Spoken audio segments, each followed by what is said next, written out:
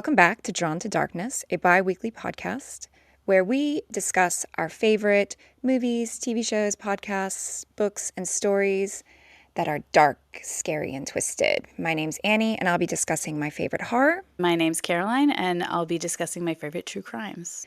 The first thing I want to ask you today, Caroline, is would you buy and live in a house where a serial killer had committed dozens of murders? No way in hell. No, absolutely not. Why not? Do you believe in ghosts? I'm open to ghosts, so no way.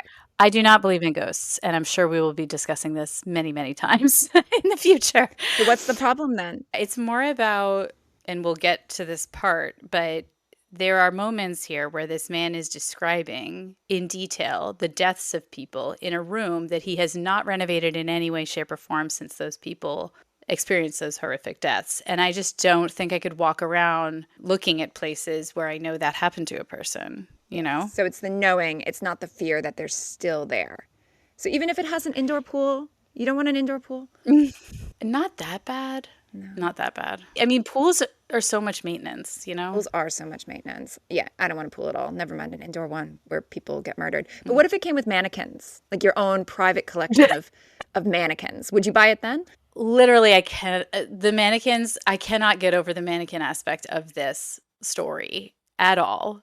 I can't get over the fact that there was a family living in this house with the mannequins, that other people, I'm assuming, came over. I mean, I don't think I would live in a house with a mannequin, period. Not one mannequin. I mean, no. Okay. Why do I have a mannequin? Well, why don't we talk about what we're going to talk about today, which is the Fox Hollow murders. Spoiler reminders, go off and watch it and come back. Okay? Pausing for you to do that. Here we go. Yes, the Fox Hollow Murders, Playground of a Serial Killer, is about a new investigation into the 1990s serial killer Herb Baumeister. Decades after around 10,000 bones were found in the woods of his property. This includes interviews with the coroner, Jeff Jellison, who's instrumental in reopening the case, Steve Ainsworth, a cold case detective with a fabulous mustache, paranormal investigators, and the current homeowner, who is aptly named Rob Graves. Rob Graves. Most importantly, it focuses on the victims and their families as they try to identify the remains found on the property and bring them closure. This is a nightmare of a house, a backyard. I think either the coroner or the detective say it's the second largest number of unidentified remains, second only to the World Trade Center with, 9,900 bones. It's Jeff who says that, yeah. There's this one image where I think it's from the 90s when they first found it, and there's just like red flags everywhere. Literal red flags that they've put in to mark where they found bones. But I think that's interesting because there are so many red flags in the people involved in this whole thing. So I thought that was a nice little metaphor. I read that they've identified 13 victims, but in other places I read 9. So I'm not sure of the exact stats here, but in terms of the number of people that Herb Baumeister is believed to have killed, it's something between 25 and 56. 56 is what our friend Mark Goodyear says. Our friend Mark Goodyear. Let's Let's dedicate some good time to him. We will. But I do think that it is a lot more than what would have been reported from just his property. I can't remember now if it was like Wikipedia or somewhere else. But after I watched this the first time, I did a deep dive online and I read something about there was a period of time where there were bodies found along an interstate and he had been living in that area at that time. So I think much like Bundy and other notable, Israel Keys, like if he's traveling and there's bodies in that area, it's most likely that they're his, but it's going to be hard to prove, especially with what gets found ultimately. Yeah, they don't talk about it in the documentary, but there is suspicion that he is the I-70 strangler. And I looked up on Wikipedia the victims of that, and it's so sad because they're young, like 14 years old, 17 years old, 21 years old.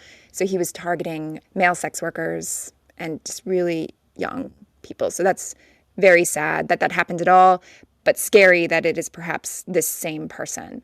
I guess that what that brings up for me is like, why hadn't I heard of this guy? I've heard of John Wayne Gacy, I've heard of Jeffrey Dahmer, and my first thought was that I missed it because I think they reopened the case in 22, 23. And that was a time when I'd kind of fallen off true crime. And I don't want to blame it all on Donald Trump, but he's really the reason I stopped listening to true crime because I started listening solely to political podcasts. Like I was really into Pod Save America. And then when Biden was reelected, I started listening only to horror podcasts like Ghosts in the Burbs and Radio Rental and Let's Not Meet, Scared to Death. I even went through a Sasquatch Chronicles phase where I listened to people's stories about Bigfoot, which was really fun. So I've kind of just been out of the true crime game for a while. So I thought maybe I just missed it. But I think it's just that it really hasn't been reported on much. It's just kind of been lost. As someone who at the same period just dove into nothing but true crime constantly, pretty much since Donald Trump's first election.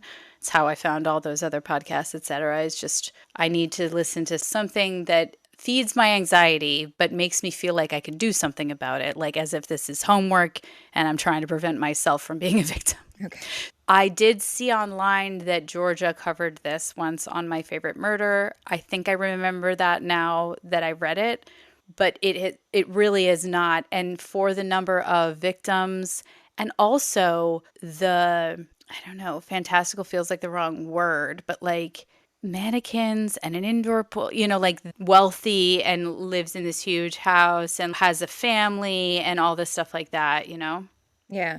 I mean, John Wayne Gacy has his clown stuff. That's his creepy thing that makes Right. him like particularly memorable.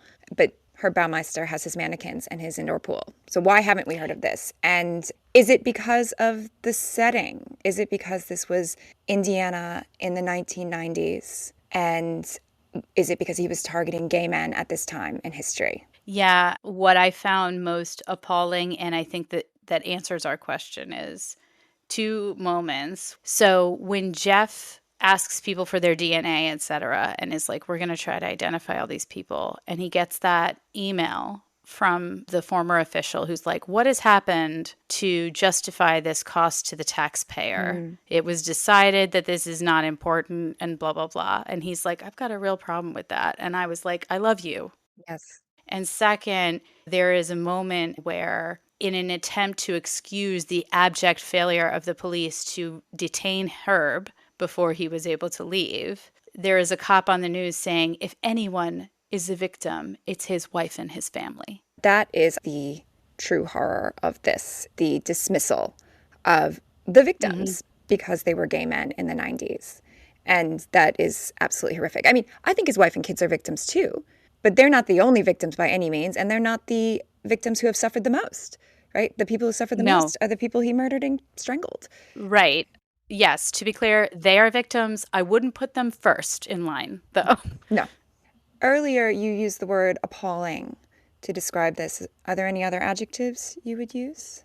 Tragic. Tragic? Yeah. As with many instances, Dahmer, where gay men are targeted and it goes on for a period of time and nothing is done about it and more die. I don't know what else you could call it, but just tragic. It's totally preventable. If people valued these people, other lives could have been saved, Yeah, I had sad and disgraceful written down for the same reasons as you. The other adjectives were perplexing and frustrating because, well, at the beginning, a woman, I think her name was Ashley Taylor in the coroner's office, says, what I love about true crime is when the puzzle pieces fit together. And this is a true crime story where the puzzle pieces definitely do not fit together. And there's so much that I don't understand and so many moving pieces that don't make sense. So let's talk about that. Why don't we talk about Herb first? Goodness, what a creep. I mean, what did you think of the raccoon situation? It was so weird. He's so focused on this raccoon. And why is he being interviewed on the news about a dead raccoon? It was just the biggest red flag. Like, I don't know. I don't even know what to say about that raccoon story. I listened to last podcast on the left. I didn't finish it because it's like 2 hours long. But they talked about how he also had raccoons living in his house because he was like a hoarder and he had a raccoon infestation in the like Grey attic. Gardens. What happened at Grey Gardens? Oh, we're going to have to watch that. Okay. So there's more true crime with raccoon infestation? I don't know if you could call it a crime, but it's a documentary about relatives of Jackie O. Oh, I know about them. Okay. Yeah. Or, in Pawnee, Indiana, don't they have some raccoon issues on Parks and Rec? They sure They do. sure do. Mm-hmm. The other thing that Herb reminded me of is that scene in When Harry Met Sally when they're talking about the name Sheldon, because that Sheldon is the guy who does your taxes. Yeah. You know the scene where he's like, Sheldon's not a sexy name? Yeah, of course. So Herb is not a sexy Yeah. name, and Herb is not a sexy guy. Humping and bumping is not his strong suit. No, I don't understand how he could have possibly picked anybody up, which makes me think somebody else might have been helping him with that, which we'll get to. So I think it was interesting. There was this interview with this lady who worked at his thrift shop, and she at first started with, you'd never suspect anything was amiss. But then she goes on to talk about how he had rotting food in the filing cabinet, and he showed her, and he was throwing things out in a rage in front of customers, and he was weird with the mannequins. The red flags were there, I think, with her boss. And they didn't talk about this in the documentary, but on the last podcast on Left, they said he got in trouble for peeing on his boss's desk at the DMV. There were all sorts of weird things about this guy that the documentary doesn't really delve into. Yeah, and including signs from childhood, I was reading online after I saw it the first time, which reminded me of, who's the really tall one? I saw his house. Ed Kemper. Oh, yeah, Ed Kemper. He killed his grandparents first and then Sounds familiar, yeah. killed his grandparents, and then he was a child, so he was allowed out after, and then Big mistake. obviously. And the other weird thing, which we've talked about, is the mannequins. Who keeps mannequins set up in their pool room? That's crazy. I mean, a tiny bit of it was answered knowing that he had a thrift store, and it was like, okay, that's how he has his supply chain for mannequins. But I still don't get having them in your house, especially set up as if you're having a party. He was using these mannequins for recreational purposes. This was not a job thing, even if that's how he accessed them. Yeah. One question I had, did the mannequins only come out when he was having guests, or were they out all the time? Because he has a wife and kids. Did he put them away when they were around? It's a good question because they do make note of often he would do these things when his wife was away, abroad with the kids and stuff like that, which also I just can't really relate to being abroad for a summer or something from your partner. If your partner was Herb Baumeister, you'd probably be like, yeah, I'm going to my mom's house or whatever it is. I'm getting away from this freak show as much as I possibly can. I mean, she was a 90s Republican and a mother. She probably had some fairly traditional values when it came to considering things like divorce. So she probably didn't feel like she had a way out. But yeah, maybe she took every weekend away that she could possibly get. Yeah, it's interesting to think about her perspective. I guess I really assumed that the mannequins were just always there, but you do have a point that he could have just brought them out when his family wasn't around, because I can't imagine kids being just chill with the mannequins hanging out by the pool.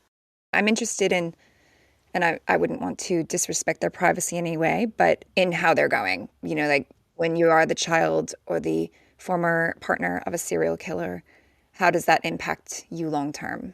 It's probably not great. Probably not. You mentioned that he was rich, and I was just like, how is he rich? He's just running shitty thrift stores, right? Where's all the money coming from?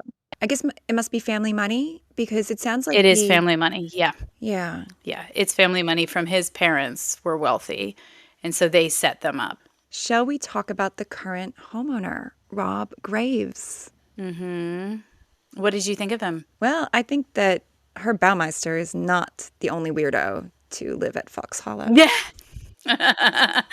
I would agree. Yeah. I mean, first of all, he bought it, right? He bought it knowing that these horrific things had happened there. So that's weird. I don't care how nice a property is. And I feel like he loves this. He loves walking people through his house. He likes talking about it. He's written a book. And I think it goes beyond trying to make money off of it. I think he truly enjoys being involved in this. He's got a bunch of Baumeister paraphernalia. I mean, one of my favorite moments was he's discussing Mark Goodyear, and he kind of starts stammering about people wanting to insert themselves into investigations. And I'm like, that's you. You're inserting yourself into this. Yeah. Yeah. I loved the way they approached him, I have to say, because it starts with him giving the perfectly reasonable explanation about why they ended up living in this house. And also, we're Catholic, so we had a priest come in, and we also had a shaman or whatever. And I thought it was so strange. I never understand when people really genuinely believe in a faith, and then they're like, but we also had this guy in case we're wrong. I'm Yeah. like, well, Hedging your bets. so like, is it possible other people could be right or is it not? Anyway, and then he goes into this whole thing about people being obsessed with murder and buying these original knobs or something from the bathroom, I think it was. And you kind of think, okay, I guess I understand this guy thinking it's okay. And then it goes into him writing a book like immediately.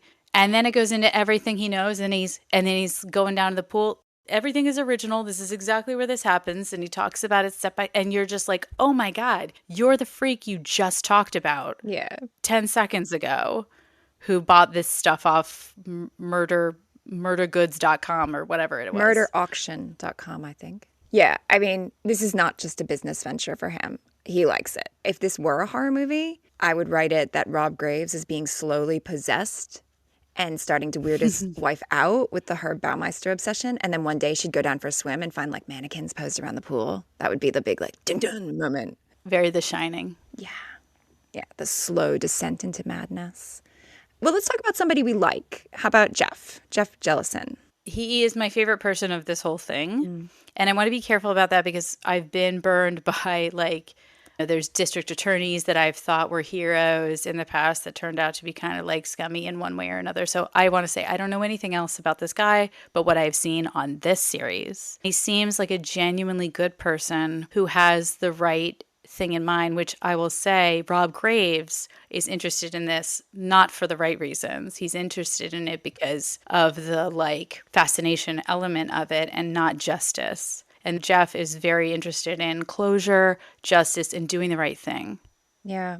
I mean, he says these victims are important. Such a simple statement, but so true. And he really takes on culpability for, and I don't even know if he was involved back then. I don't think he was. But, you know, he takes on that culpability and the insensitivity to the victims that the people who were investigating at this time, you know, the way they failed them. It is stark opposite of Jeff is the footage. I think it's old original footage. Maybe it was like 60 minutes a while ago of this cop who was around at the time. He's kind of the heavy set guy. Like all bodies are beautiful. All shapes and sizes are beautiful.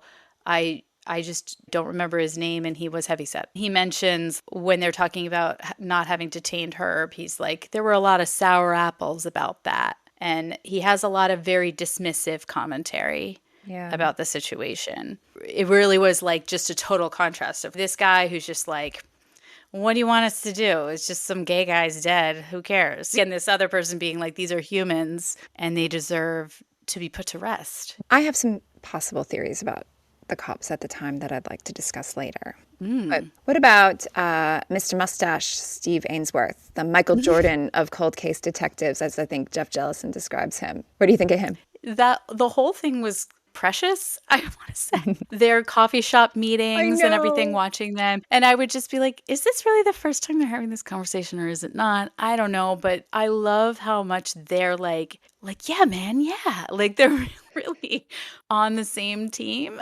It's so cute. It was cute, particularly Jeff Jellison, because I think he was a bit awestruck by being in the same room with that mustache. And, you know, he was like, yeah, like you could see it in his eyes that they were on the same page. It was cute. Yeah. It was adorable. He looked at him so admirably. And Mustachio, I've forgotten his name. Steve Ainsworth.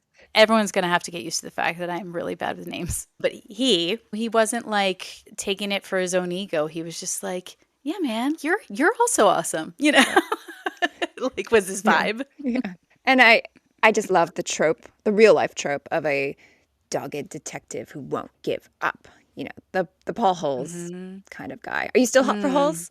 Forever and ever. Forever, yes.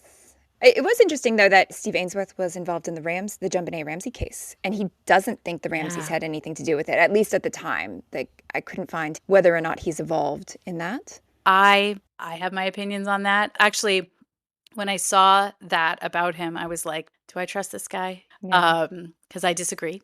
But I mean, I really felt like he gave some first of all, him screening through those documents, calling out patterns and everything was so great. And then also the coaching of the directors of this for when you talk to Goodyear, here's what I would say and here's how I would say it to him was really great. It was very like, oh, we're going for a Jarecki moment here. We're going for like the Jinx situation at the end, you know?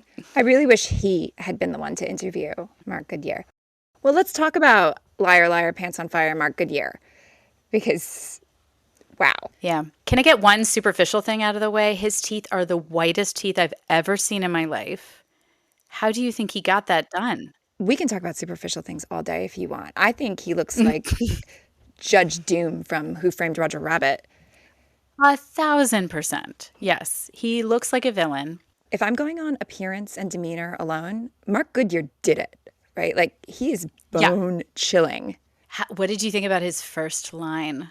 Which one? I think it's the end of episode 3 or 2, because at first you don't see him. Like he's walking through the house, you don't see his face, right? And then he sits down at the end of an episode, you finally see his face, and he's like, so what do you think? Am I really the big bad wolf or whatever? Like makes this bone-chilling statement. Yes. I was going to save that for when we discuss scariest moments, because when he says, am I the evil culprit, the accomplice? And then he laughs, like this maniacal laugh. I literally cried. I couldn't handle watching that. I honestly don't know if a horror movie has anything creepier than his expression and that giggle. I am chills head to toe. I can still feel them in my legs right now. I've watched this twice already, and now we're discussing it, and I'm still like chills head to toe. Yeah. I mean, Mark Goodyear is going to haunt my dreams right now. Like, forget the tall guy from It Follows. He's horrifying. I mean, it also reminded me, I don't know if I'm assuming you've seen Psycho at some point. Yes. Yeah, like the I wouldn't hurt a fly moment in Psycho. That is just so bone chilling. And also The Jinx. And I don't want to say what it reminds me of in The Jinx, but just capturing something like that, it reminded me of that fantastic documentary as well. Or like also in, what is the movie called? Fatal Attraction.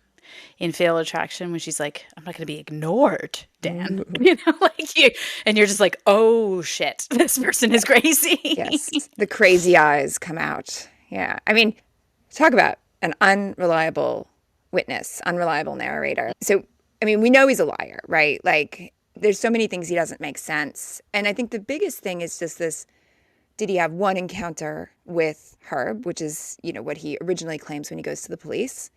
Or did he have an actual relationship? And if he did have a relationship with Herb, was he the accomplice? There's little things like he used the apostrophe D when he says he'd put his hands inside my mouth. Now that is indicative of repetition, habit. That's not a one-off, right? So we know he spent time with Herb. And then there's this part where he talks about sitting on the couch, watching the news of the search with him. Sitting on the couch is not something you do with somebody you've met once. It's something you do with a partner, right? Like sitting on the couch, watching TV. But then he immediately realizes that he's said something that indicates a relationship, and he kind of backtracks. And he's like, oh, he was stalking me. And it's like, why'd you let him on your couch then? Yeah, and it's also the level with which he could describe elements of things that occurred in every single room of a house that supposedly he was in one time. I highly doubt. I mean, of course, your memory, we learned in Cyril, right? Like your memory is very strong and specific when something significant happens, and when something insignificant happens, it's not. And so you could argue, well, that one time he was in the house, it was a very significant moment, so he would remember things. Sure. But would he really be in every single room? And were there even enough hours for him to have all of these different things occur that he talks about? I mean, it's insane. Well, maybe when he drugged Herb, he gave himself a little house tour. That was another weird story. Like he mentions how terrified he is, and then somehow he drugs Herb. And then, you know, if you're scared and you've successfully managed to drug someone you're scared of, like, go, leave. But instead he hangs around, and then he mocks the interviewer for like not knowing how drugging works. Right? He's like, have you never been drugged? Well, at the end, when they're talking about Herb's downfall or demise, whatever, he's like, well, his fingers were so swollen at the end, he could never have pulled the trigger. And it's like, how did you know his fingers were swollen at the end? That is such a weird detail. And he refuses to answer a question like, I don't want to get 25. So that leads me to think perhaps Mark killed Herb and that Herb didn't commit suicide. I mean, that question is there. It's definitely presented because there are Canadian police that say there was no gun. But not that cop you talked about. He's like, no, there was a gun. Yeah, the gun was there. The gun was there. But I don't really trust his word either. He doesn't care about these people. When you hear hoofs, think horses, not zebras, right? Like, I don't generally jump to conspiracy. It is interesting to think that Mark could have done it, but he was out of the country. He left the country suddenly. It wasn't 2000 whatever where you had cell phones. You could just find the person you needed and tell them where you were. He was asleep in the middle of nowhere in his car. I really think he killed himself. Okay, fair. Yeah. But what about the sausage fingers? I think Mark wants a reaction, Yeah. so he's like, I mean, let's ask his wife, did he have sausage fingers or is Mark just full of shit all the time? I mean, Mark is definitely full of shit. It's just which shit is real and which isn't. A lot of times Right. it just felt like he was making it up as he went along to me. Like he just throw something out there. Like the whole thing about how he would stand on the tables at the bars and shriek. It's just the guy, don't go home with him. He's the killer. Does no one remember that? Right. Because in the beginning, in the first episode, you have interviews with all of these people talking about our place and all these other bars and the vibe and people going missing. Not a single person mentions seeing somebody stand on a table being like, this one's the killer, don't go home with him. They do mention, actually, there was an announcement at a bar that said, if you're leaving with somebody you don't know, tell someone. That doesn't sound like what Mark Goodyear did. No. Another thing that I thought was kind of telling is when they present the Leroy Bray testimony, the guy that said somebody was held with their hands behind their backs and shot by Herb and that Mark was the one who did it. So they present this and they were like, were you present for a murder? And he goes, what year was this? Right. That's such a weird reaction. I know. But then when they ask it again, he says, I was never here with somebody in a long coat. And then he says, and I never witnessed a murder. What a bizarre thing to jump to in both those instances. Yeah. Like you wouldn't immediately be like, of course I've never been involved in a murder. Don't you think I'd remember seeing someone die? And instead he focuses on the coat and the year. And there's one point where he says, I didn't lure or entice anyone. It's just that whole, Shakespeare quote, he doth protest too much. 100%. Yeah. If he was an accomplice, it reminds me of the Carla Homolka and Paul Bernardo murders. The idea Ken and Barbie. Yeah, a couple luring people, one procuring a victim for the other, which I find especially creepy. They're absolutely despicable, those two. And it just reminded me of them. So do you think there's any chance he's not involved, that he's just a weird storyteller that can't help inserting himself into an investigation? Like, you're 100%. Not one chance. 100%. He was involved. Most likely, he would lure the people because, like you said earlier, Herb's not really a finesser, nor is he a looker. So I don't think it would have been easy for him to pick people up, but it's very easy for Mark, who some might find charming instead of just utterly creepy, for him to, especially younger, finesse and be like, come back to my friend's mansion with a pool, Yeah. Now, he also claims that Herb stalked him. Again, this is all after I had one encounter with Herb. Then he says Herb stalked him, that he called the police 6 or 7 times a day, that there were years of Herb taunting him, and the police don't believe him. They're claiming Herb is a family man. Is there a record of these calls? No, all of that's baloney. Right, yeah, it's a lie. Yeah. What about unanswered questions? So many. Yeah, I mean, I wish we knew who all the people were. That's kind of my number one. I also, unfortunately, because I did also listen to a podcast covering maybe it was a docuseries. Anyway, covering the funeral home in Colorado. There was like a return to earth type situation, and they were supposedly having these environmentally friendly cremations or whatever. And then they found that all those bodies were just stacked up in a house and they weren't actually cremating those people. Not only that, but some people were sent other people's remains. And so in the beginning of this, when the coroner is like, I called and the first person they identified was my cousin, I was sort of like, was it? Part of me wondered, are people just being told, to check a box that their family member was part of this if they contribute DNA, and then we just don't have enough people who've contributed DNA? I don't know. Just to shut him up. That was Alan Livingston, I think. I don't know if their intention is to shut him up, but I think they're like, there is no way we're ever going to be able to fix this. Let's try to give people some peace some way. Mm-hmm. And if they come to us, we'll give them remains. I think that's how they justify it. I'm not saying it's right. Was this in the 2020s or was this? Yeah, this was recent. So I have trouble believing that in this day and age, but I guess if this funeral home was doing it, that in this day and age, like the DNA testing must have been done at a university. There's probably enough outside sources that it's not just the cops like, yeah, here's your results. You've got closure. Now go away. I would hope so. I mean, but the thing is, there's outside sources involved, but you're only hearing from the cop. So the cop that talks to you is only as truthful as he might be, he or she, or they, or neither or both. So obviously another question is, what exactly was Mark Goodyear's involvement? Which story is the truth? Is he an innocent weirdo? Or is he the accomplice? I tend to believe he's the accomplice. I did have a question. Like, okay, so the police clearly ignored information about Mark at the time, right? Like they didn't pick up on the inconsistencies. Even if you're just looking at that one interview, they didn't pick up on those inconsistencies. They didn't seem to look into him after there's that, I think it was Herb Baumeister's lawyer calls and says like, Herb says Mark's a dangerous guy. And then there's the Leroy Bray testimony that he witnessed Mark Goodyear do something. So, okay, why didn't they look into this? Was this just like, who cares? It's gay men being murdered, so we're not going to bother? Or is this a situation like The Keepers, where maybe some cops are involved in having gay sex and they're closeted and, maybe Herb has something on one of them or Mark has something on one of them. So they're like, let's just leave this alone. Yeah, I mean, I believe that occurs. Long Island serial killer is an example of where I absolutely think cops are involved and why that didn't progress. In this case, I actually think it's just a matter of timing because Mark is the person who points them at Herb. So the first person they speak to is Mark, right? He comes in first and he's got his tall tale about his one night stand, supposedly. And that brings them to Herb, where they discover all this other stuff. And the other reports happen later, and they're like, I already did this work. This case is closed. I don't need to reopen. We know who did it, and now he's dead, and nobody cares about who he killed or how many victims there were or whatever. This file is closed. I am not opening another case. That's what I think. So you think this is more just complacency because of the victims?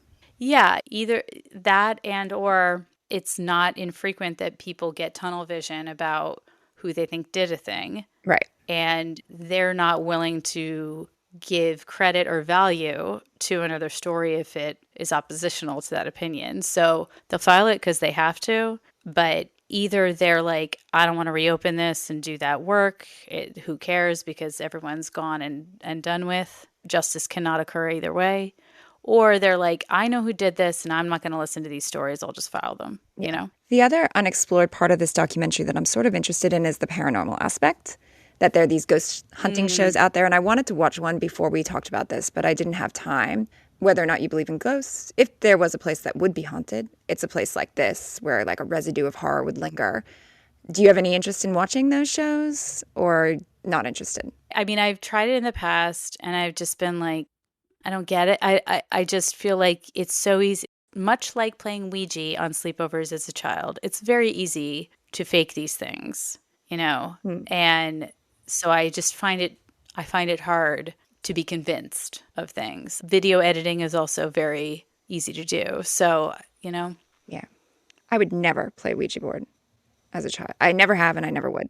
It's so crazy to me just because I've already listened to a few episodes of Ghosts in the Burbs, which we're going to be talking about at some point. But there's also mention there of Catholics and Ouija boards. I have to say I knew nothing about this association. I was not raised Catholic. I was raised Christian and religious. I went to church every Sunday and everything.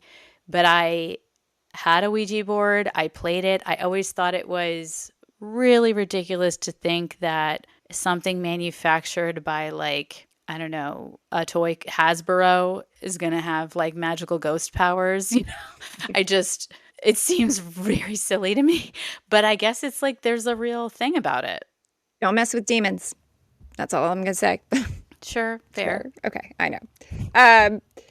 Do you have any criticism of the documentary? I would love a little bit more clarity about, like we were just talking about with the timelines of things. Like sometimes I think documentaries forget to make it very clear to the watcher that that a viewer is not as embedded in this story as they have been. And so it's helpful to have chyrons that remind people of names and dates and all of these things like that in relation to each other. So I think that's a frequent criticism. Even watching like Dateline, that's a criticism I have. But I think they did a pretty good job here. Okay. Yeah.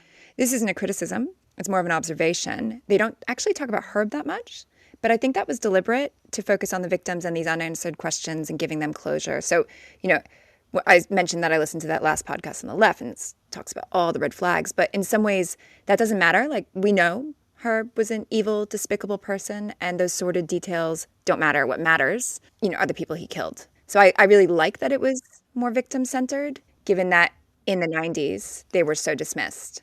Yeah, I totally agree. I stopped short of saying like what I really appreciated about this was the victim centricity of it, which I feel like should be the way these things are approached in general, and they're often not. Like, I have no interest in listening to the secret interview tapes of serial killers, just listening to them drone on and on about themselves. Like, they're not the people I want time spent on. Yeah. I want time spent on the why and how to keep yourself safe. But otherwise, the victims are really who should be highlighted, and I'm happy they did that here. Which is, for as creepy as Mark Goodyear is, that is the real horror and the ongoing impact. Like, I think it was Alan Livingston's mom who has cancer.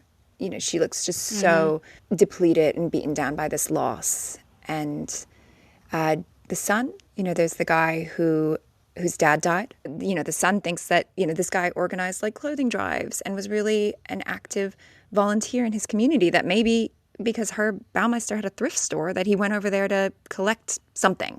He seems like a really good man. And it's really sad when he says, like, I'm now 7 years older than my dad ever was. So the real horror beneath the surface of this, beyond just a terrible person killing people, is the treatment of stigmatized groups and the unequal way we value victims, that we have these tiers of lives, which harkens back to It Follows. And in case you haven't listened to that episode, there is an implication of a scene with a sex worker that does not value her life. We know from Gary Ridgway, the Green River Killer, the way sex workers are targeted and often not investigated as thoroughly. And I think it was the same for gay men at this time. Yeah. And one of my favorite podcasts, True Crime Obsessed, has a phrase, bear's gonna bear. And it's like predators are going to predator. They're going to try to find a victim that they feel is an easy target, either because they won't speak or no one will notice if they go missing, And so there is a real thing with the AIDS crisis in the beginning, and people who may not be accepted by their families. That's an easy target. People could assume they died or they left their family because they weren't being accepted. It's really sad. I think the worst part is how there's not probable cause to hold a person who's got 10,000 body parts in his yard. I don't really understand. Yeah, maybe, did Herb Baumeister's parents have a lot of sway in the community maybe? So they went easy on him? I don't know. It just seems like such a smoking shotgun. The shotgun pellets, our cartridges are in his backyard along with bones everywhere. Like, why did they not pick him up immediately? It's bonkers. It is. How scary is this? Well, so because I'm not a gay man, I did not find it super scary because I did not think it would happen to me. But it was horrifying that it happens to anyone. So scary, I really think like, oh, I'm in imminent danger. Like I'm, but it is really, really quite horrifying to know that it occurred. It is real. And how many people didn't care to fix it. Yeah, I agree. For me, it was more sad and disappointing than scary. Even though there were those moments that just really creeped me out. It's just more like an indictment on our society. So what do we learn about survival here? My first tip is if you have a one-night stand with someone and they have mannequins, I don't care if this guy's the next Versace, like get the fuck out. He didn't have a good ending either, Versace. True. So I don't know why I thought of him. I am very glad that we now have, I guess, the upside to these phones that track everything we do and everywhere we are is that they track everything we do and everywhere we are. So that's a positive. People knowing where you are. I think the advice that was given at the bar to, if you're leaving with someone you don't know, tell someone, was really strong, good advice and holds to this day. If you're meeting someone you don't know, make sure someone knows where you are and try to even figure out like a safe word escape situation, you know? I remember my brother always telling me, buddies, buddies, have a buddy, when I was going off to parties and stuff. I also think we need to not marginalize people and stigmatize them for their sexual orientation, their job, whatever, because that really paves the way for harm, because people who exist in the shadows are targets for the bears in the world. Absolutely. And are often afraid of going to the cops for help because, Stigmatized. yeah. And I think if people go missing and they don't talk to anybody for years, they're not missing. Something's happened to them. Right. Which I think hopefully, and in the true crime stories I've been hearing, it seems to happen less often than in the past. Like, oh, they probably just ran away. But just so everyone knows, they say this on a lot of other podcasts, but you do not have to wait 24 hours. That is not true. The media has lied to you. Hollywood has lied to you. When someone is missing, they are missing. You can report them as missing immediately. You do not have to wait 24 hours. If a cop tells you you have to wait 24 hours, you tell them they're lying and find another cop, because that is just not true. Maybe stay off the I-70 as well, because, Herb Baumeister is also suspected of murders there. And do you know there's an I-70 killer and an I-70 strangler? I'm going to say that again because I said strangler wrong. There's an I-70 murderer. Strangler? And Strangler. now I have to say it again. Did you know there's an I-70 murderer and an I-70 strangler? Did I say it weird again? Strangler. If we ever do outtakes, we have to include this. Strangler. You're saying it like Matt Berry in What We Do in the Shadows. Strangler. This is how we talk in Phoenix, Arizona. Yeah, no I-70 and also no like Pacific Northwest. Yeah. Right? Hotspots. There's like a million. Yeah. Okay. Palette cleanser. Okay. So I've been asking everyone who recommended this show to me, and I have not found it. There's a show called The Other Two.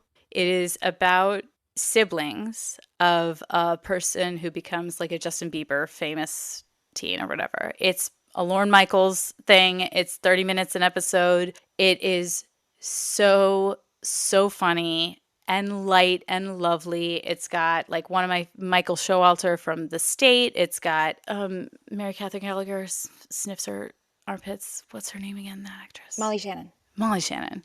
She's in it. There's so many good people, but there's also people I've never seen before, and it's so wonderful. It's been what I've been watching to go to sleep to put me in a positive mood. So highly recommend. Sounds lovely. My palate cleanser is those cadaver dogs. I love those dogs. They were good dogs. And that's my stop and smell the roses. I always tell my students when we're doing like mental health stuff, like, what is your stop and smell the roses? You may not give a shit about flowers, and I don't personally, but I stop and pat every dog I meet, and that's my stop and smell the roses. So find whatever that simple pleasure is for you and do that thing. Yeah. Also, Jeff, like big ups to Jeff. You're doing God's work or whatever. Yeah. So grateful for people like him that exist in the world. I forgot to say that Jeff reminds me of my sister-in-law's dad. They have a similar look and similar vibe and similar voice. And he is also just like one of the most decent men I've ever met. He's just such a good person. And I was just even more enamored with Jeff because he reminded me of this good man I know. All right. If you like this, you should probably watch Monster, the Jeffrey Dahmer story. Having said that, I only watched one episode and had to turn it off because it was too grim for me, which I know sounds crazy when I recommend things like Pen Pal and It Follows, but what Jeffrey Dahmer did was real, and it just, I personally couldn't handle it. Also, if you like the creepy mannequin vibe, maybe go back to House of Wax with Paris Hilton for a fun little horror movie. Making a Murderer, if you're interested in another documentary where the puzzle pieces don't fit together.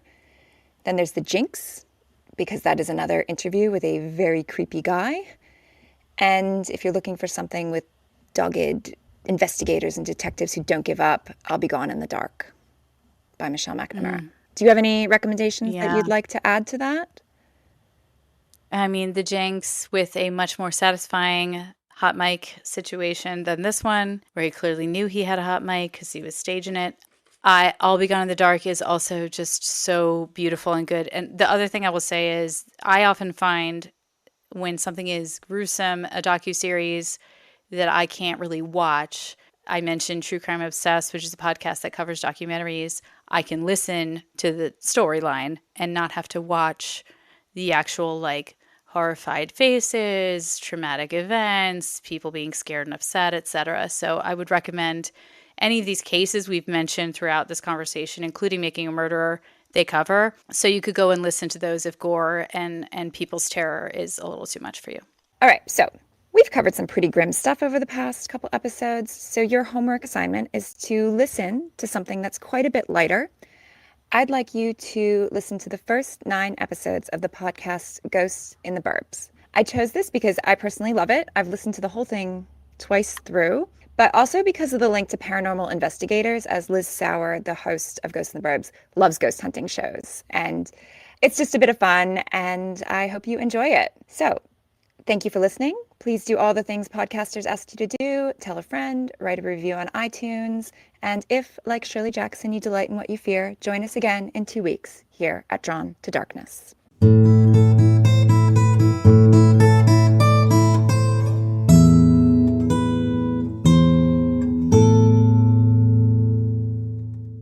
Special thanks to Nancy Azzano for our cover art. You can find her on Facebook at Nancy Azzano Art. And Harry Kidd for our intro and outro music. You can find him on Spotify.